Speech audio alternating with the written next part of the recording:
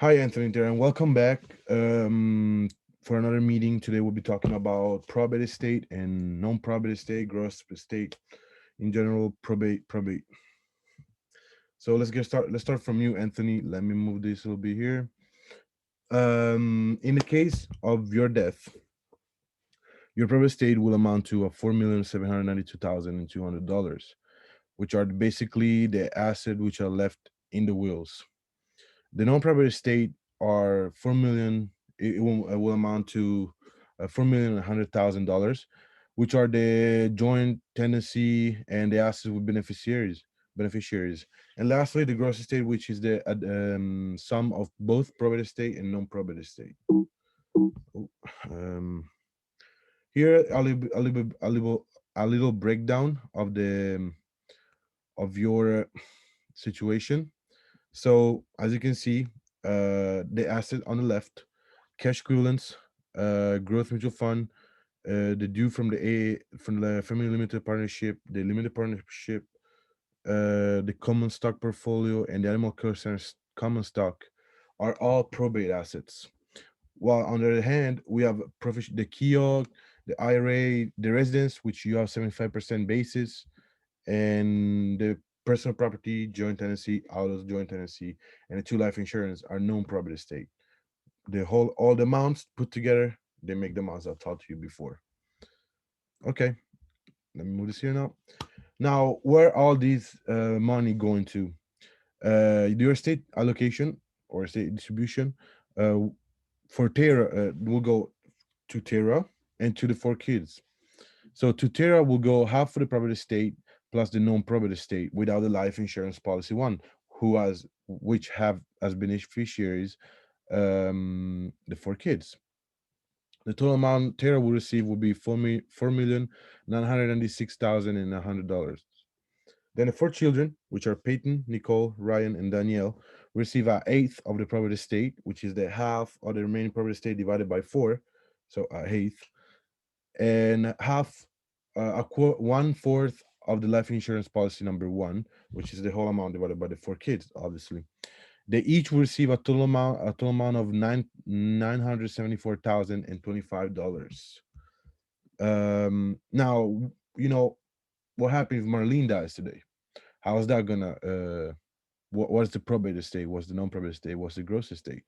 So here's a little simpler situation, but basically the investment portfolio, the deferred annuity are the probate estate. They're going to be left in the will. They're going to go through the probate process.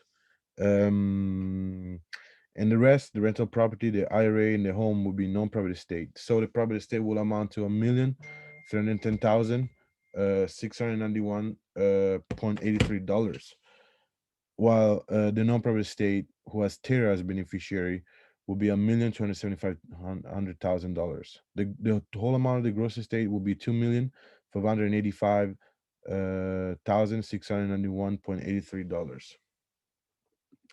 Now, I've been talking about a lot about probate, but what's the probate process and what is probate in general? The definition is a formal legal process that gives recognition to a will and appoints the executor or personal representative who will administer the estate and distribute the assets to the intended beneficiaries.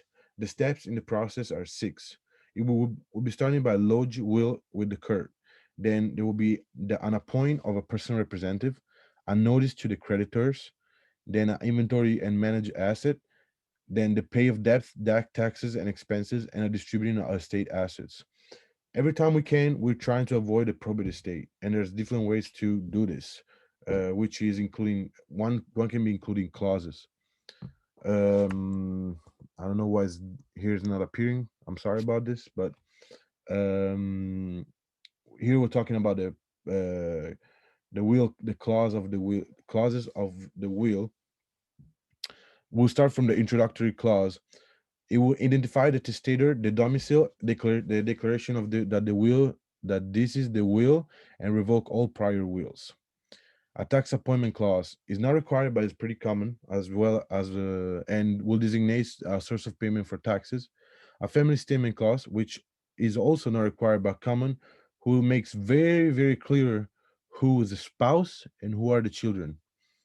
Then a dispositive clause, which basically dispose with private assets, can be outright, which can be to a specific bequest or general personal property and real estates.